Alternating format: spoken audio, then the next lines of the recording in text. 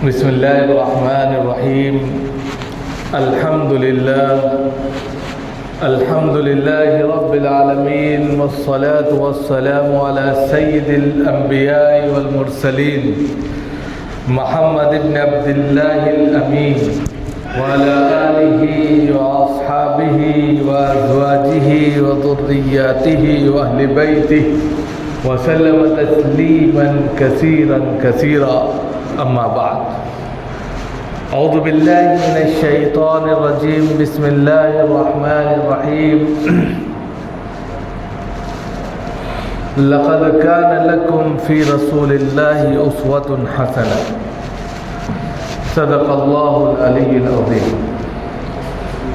محترم بزرگوں اور دوستوں، دینی اور ایمانی بھائیوں، اللہ رب العزت کا شکر ہے، اس کا کرم ہے کہ اس نے ہمیں اپنی بارگاہ میں آنے کی توفیق عطا فرمائی. حضرات، اللہ رب العزت نے انسان کو بے شمار نعمتوں سے نوازا ہے. اگر انسان اپنے اوپر غور کرے تو اس میں اس کو بہت سی نعمتیں نظر آتی ہیں. اسی لیے قرآن کریم کے اندر بھی ایک لفظ بار بار آپ سنتے ہیں، فَبِأَيِّ آلَاءِ رَبِّكُمَا تُكَذِّبَانِ. اس میں یہی بتایا گیا ہے کہ آپ کون کون سی اللہ کی نعمتوں کو ٹھکرائے گا. کون سی ایسی نعمت نہیں ہے جو اللہ نے انسان کے لیے پیدا نہیں. ہر چیز میں، ہر کاریگری میں، چھوٹے سے لے کر بڑی، ہر جگہ آپ کو جو ہے اللہ کی کاریگری نظر آ جائے گی، اور اس کے اندر خدا کی قدرت نظر آئے گی. سب سے بڑی چیز کہ کوئی بھی چیز بیجا نہیں پیدا کی، بیکار پیدا نہیں کی. ایک مقصد کے تحت، ایک متعین نصب العین کے تحت اس کا وجود ہے اس دھرتی پر. ہر چیز ایک دوسرے کے لیے سہارا ہے، ایک دوسرے کے لیے ایک تعاون ہے کہ ایک دوسرے کے سپورٹ سے کسی کو فائدہ پہنچتا ہے. بہت کچھ نہیں تو صرف اور صرف آپ جس سانس کو لیتے ہیں اس کو آکسیجن کہتے ہیں، جس کو چھوڑتے ہیں اس کو کاربن ڈائی آکسائڈ کہتے ہیں. پیڑ پودے جو ہوتے ہیں یہ آکسیجن چھوڑتے ہیں، انسان کی زندگی ان سے، اور انسان جو چھوڑتا ہے سانس جو باہر نکالتا ہے وہ کاربن ڈائی آکسائڈ ہے، اس سے پودے زندہ ہے. تو ایک دوسرے کو ضد بنا کر ایک دوسرے کی زندگی کا سہارا بنا دیا. یہ قدرت ہے، قدرت خداوندی ہے کہ انسان اگر دن میں پیڑوں کے سائے میں بیٹھے تو اس کو صحت اور تندرستی حاصل ہوتی ہے. اس لیے کہ پیڑ جو ہے 6 بجے 5 بجے سے پہلے آکسیجن خارج کرتے ہیں، اور اس کے بعد ان کا کام کرنے کا عمل بند ہو جاتا ہے. تو رات میں اسی لیے کہتے ہیں کہ پیڑوں کے نیچے نہیں بیٹھنا چاہیے. انسان کاربن ڈائی آکسائڈ چھوڑتا ہے، وہ پیڑوں کے لیے مفید ہوتا ہے، جس کی وجہ سے پیڑ پھل پھولنے لگتا ہے. لہذا ایسے میں ضرورت اس بات کی ہے کہ ہمیں اللہ کی کاریگری کو سمجھنا چاہیے کہ یہ تو ایک چھوٹا سا ڈیمو یا ایک چھوٹی سی مثال میں نے آپ کے سامنے رکھی کہ پیڑ اور انسانوں کا تعلق کیا ہے، لیکن اس کے علاوہ بھی دھرتی پر جتنی بھی چیزیں پائی جاتی ہیں، اس زمین پر رینگنے والی ہر چیز انسان کے لیے مسخر کی گئی ہے، اس کو فائدہ پہنچانے کے لیے بنائی گئی. لیکن انسان کو کیوں بنایا گیا، اس کا مقصد کیا ہے، اس کو بھی بتایا گیا. ہر وہ چیز جو اس دھرتی پر پیدا کی گئی ہے اپنے مقصد میں لگی ہوئی ہے. جس کے لیے اس کو پیدا کیا گیا وہ اس مقصد میں اپنا کام کر رہی ہے.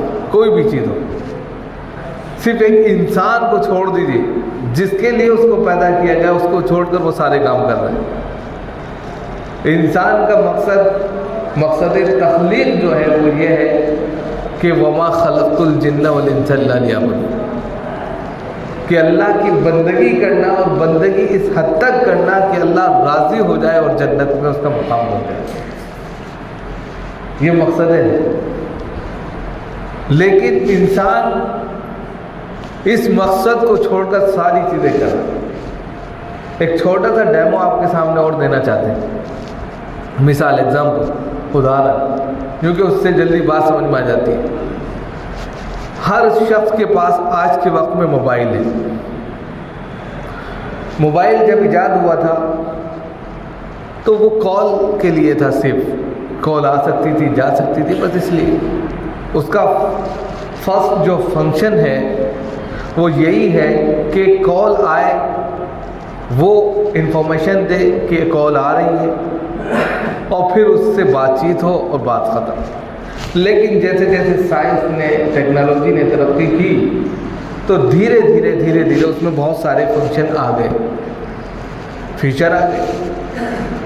اب اس میں نیٹ کو بھی ڈال دیا اور ساری چیزیں، دوسرے تمام ایپس آ گئے۔ اب آپ چاہے جتنے ایپس پر کام کر رہے ہو، کتنی فائلیں آپ نے کھول رکھی ہو، ساری فائلیں کھلنے کے باوجود بھی اگر کال آتی ہے تو سب سے پہلے وہ انفارمیشن آپ کو دیتا ہے کہ کال آ رہی ہے۔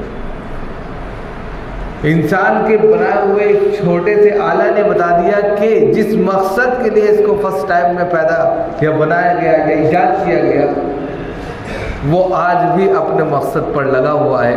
تمام فائلیں کھلنے کے باوجود سب سے پہلے وہ آپ کو باخبر کرتا ہے کہ کال آ رہی ہے۔ وہ اپنے مقصد کو نہیں بھولا، لیکن انسان بھول گیا۔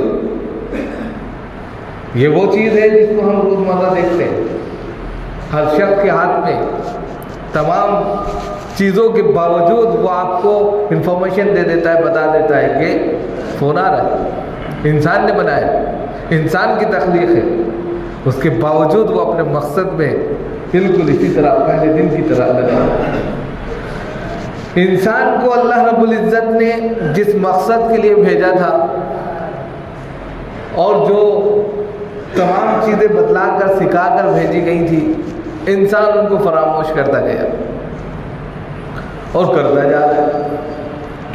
نہ جانے انسان کو کتنے سبق پڑھا کر بھیجا گیا تھا، ہر چیز اس کو بتلائی تھی، لیکن سب سے زیادہ آج انسان کا دشمن ہو رہا ہے، انسانیت کا دشمن ہو رہا ہے۔ وہ لوگوں کو غلام بنانا چاہتا ہے، وہ لوگوں کو اپنے پیر کی جوتی سمجھنا چاہتا ہے، لیکن نظام خداوندی، قدرت کا جو نظام ہے وہ اس کے برعکس ہے۔ جناب محمد رسول اللہ صلی اللہ علیہ وسلم نے بارہا صحابہ اکرام کو اس طرح توجہ دلائی کہ مجھے اس بات کا ڈر نہیں ہے کہ تم جو ہے بے دین ہو جاؤ گے، یہ ہو جاؤ گے، وہ ہو جاؤ گے۔ مجھے ڈر اگر ہے تو وہ یہ ہے کہ تمہارے اوپر دنیا داری سوار ہو جائے، دنیا کی رنگینیت تمہارے اوپر سوار ہو جائے۔ جس طرح پہلے کے لوگ دنیا میں پڑھ کر بے خبر ہو گئے، برباد ہو گئے، کہیں تم دنیا دار بن کر خراب نہ ہو جانا۔ آج ہم یہی کر رہے ہیں، ساری چیزیں جاننے کے باوجود دنیا داری میں لگ گئے، اور نتیجتاً کیا ہے کہ یہ جو راستہ ہے، لاکھ انسان یہ سوچے کہ یہ صحیح راستہ ہے، ہم کامیاب ہو رہے ہیں، ترقی کر رہے ہیں، لیکن ترقی دراصل بندگی خدا میں ہے۔ ترقی کا زینہ وہی ہے۔ انسان جس نے جتنی زیادہ ترقی کی، آخری اس کا مرکز، منبع، کچھ بھی کہہ لیجیے، اللہ ہی کی طرف ہے۔ انا للہ و انا الیہ راجعون آپ پڑھتے ہیں جب کوئی چیز ہو جاتی ہے، اس کا مطلب کیا ہے؟ انا للہ، ہر چیز اللہ کے لیے، و انا الیہ راجعون، اور اسی کی طرف پلٹ کر لوٹ کر جانا ہے۔ وہیں بیٹھے، وہیں بیٹھیے، امام صاحب تو یہاں مسافہ کرنے کے ہوئے بالکل وہی کر رہے ہیں۔ نیچے بیٹھیے اور کوئی اعلان مت کریے گا، خاموش رہیے گا، پہلے بتا رہے ہم سمجھ گئے کون ہے آپ۔ ہاں،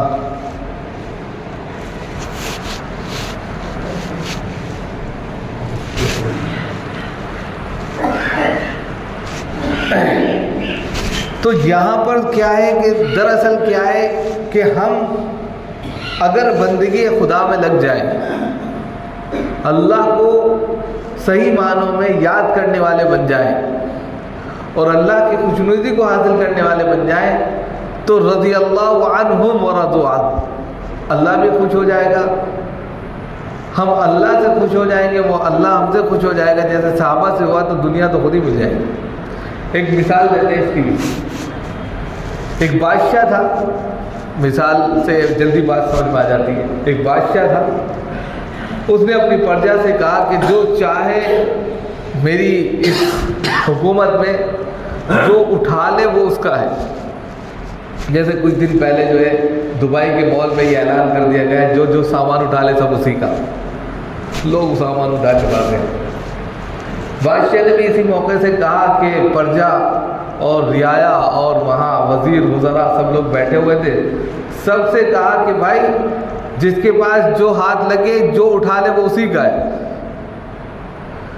سب نے ادھر ادھر دوڑ لگ گئی، کوئی کچھ اٹھا رہا ہے کوئی کچھ اٹھا رہا ہے۔ ایک غریب فقیر شخص گیا اور بادشاہ کی کرسی پکڑ لی۔ بادشاہ نے نہیں کہا یہ کیا کیا؟ تو غریب فقیر انسان نے کہا کہ بادشاہ مل گیا تو حکومت مل گئی، تمام بادشاہ کی جتنی دولت ثروت تھی ساری اس کی ہو گئی، میں نے بادشاہی کو لے لیا۔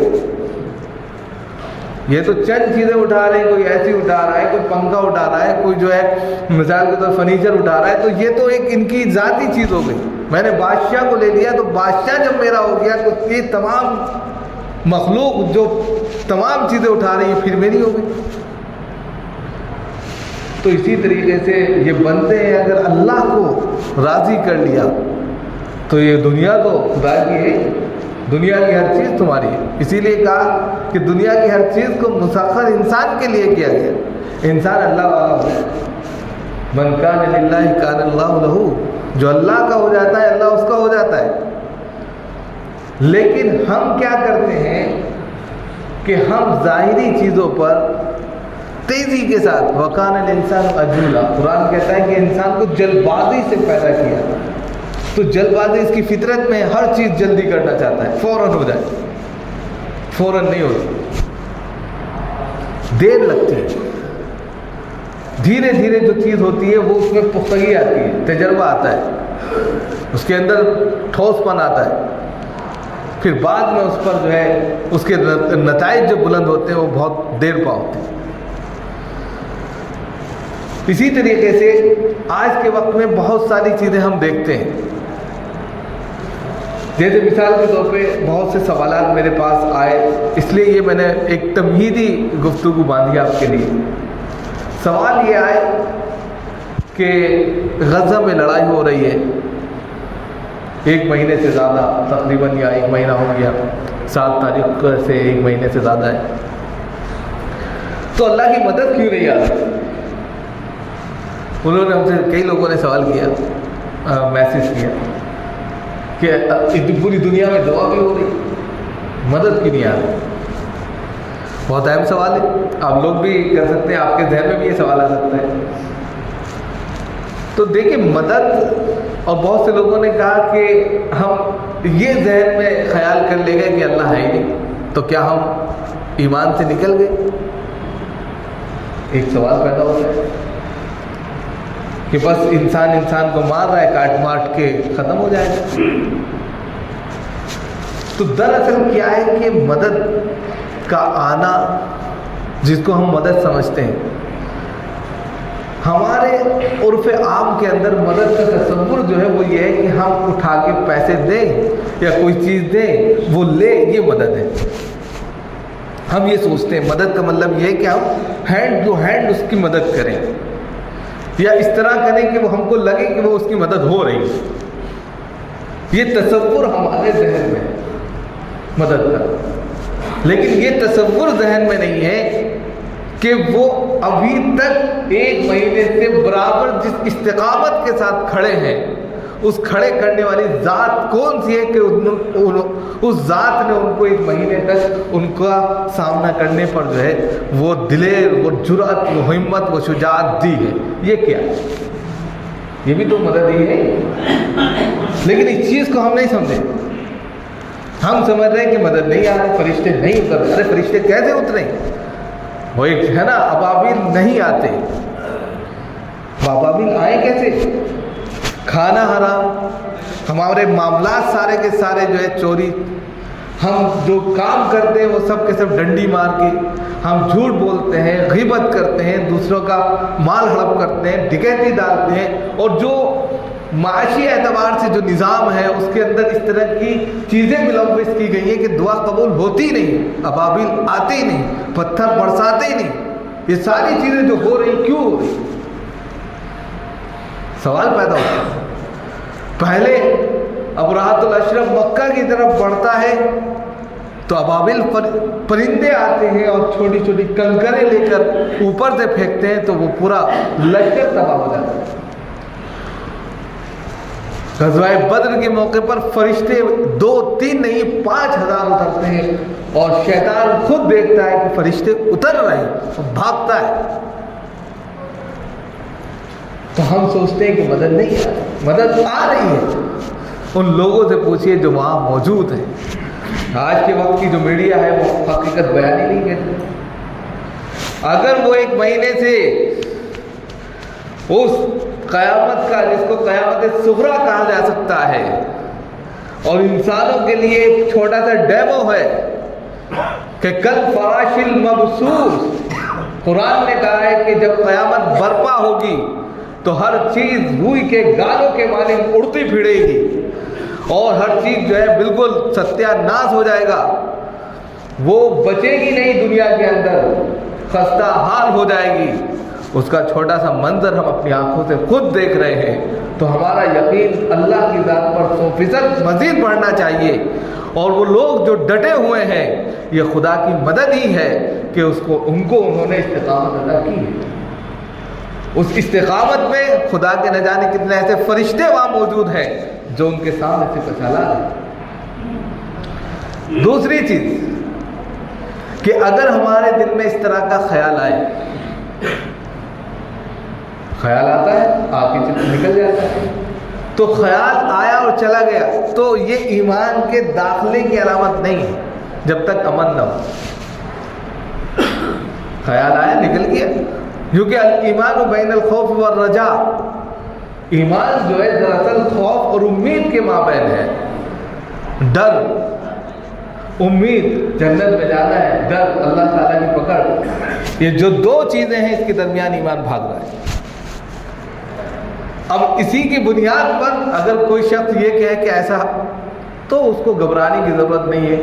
کئی لوگوں نے مجھ سے سوال کیے تھے، میں نے سوچا اس کو آپ کے سامنے شیئر کروں، بتاؤں، تاکہ بہت سے لوگ ہیں ہو سکتا ہے ان کے خیال میں آئے. تو کبھی بھی یہ مت سوچئے کہ اللہ کی مدد نہیں آ رہی.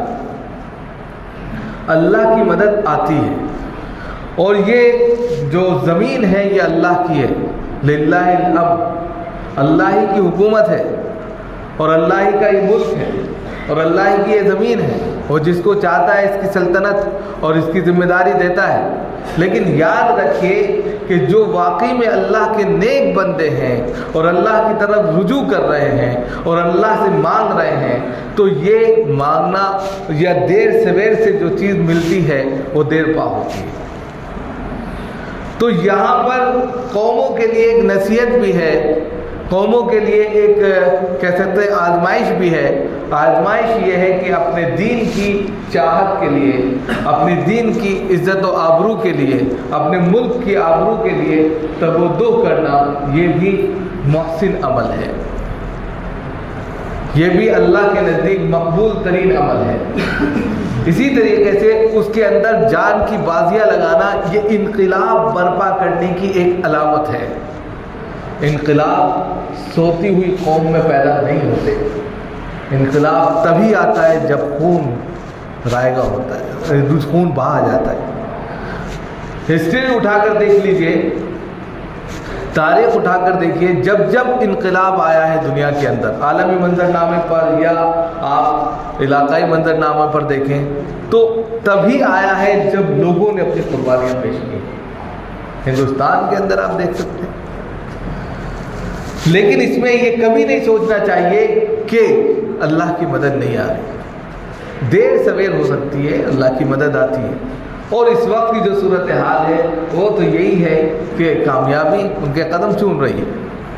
مزید ایسے موقع پر ہم کو اللہ کا شکر ادا کرنا چاہیے کہ اس نے ہم کو اسلام سے وابستہ کیا، ایمان سے وابستہ کیا، ایمان کی دولت سے وابستہ کیا، اس اعتبار سے کہ ہم اس کی تمام وہ چیزیں جو اس نے قرآن میں پیش کی ہیں اس کی منظر کشی ہم اپنے آنکھوں سے دیکھ رہے ہیں۔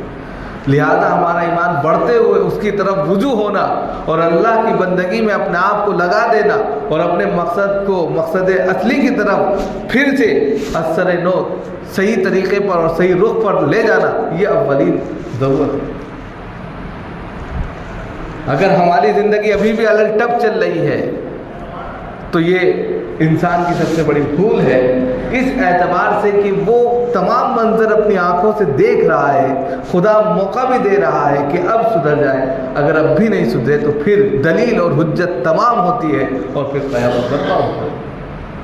لیکن ضرورت اس بات کی ہے کہ یہ جو تمام دنیا کے اندر کوئی بھی ایسی چیز ہو رہی ہے تو یہ آزمائش کے طور پر ہے، اور انسان کیونکہ آزمائش سے نتیجہ نکالتا ہے، لہذا اس نتیجے سے یہ نتیجہ نکالنا چاہیے کہ ہماری زندگی اب وہ زندگی ہو جس کو اللہ پسند کرتے ہیں۔ تو یہ زندگی چاہے زندگی رہے تب بھی کامیاب ہے، اور چاہے زندگی نہ رہے تب بھی مبارک ہے۔ اللہ تعالیٰ ہم سب کو عمل کی توفیق دے۔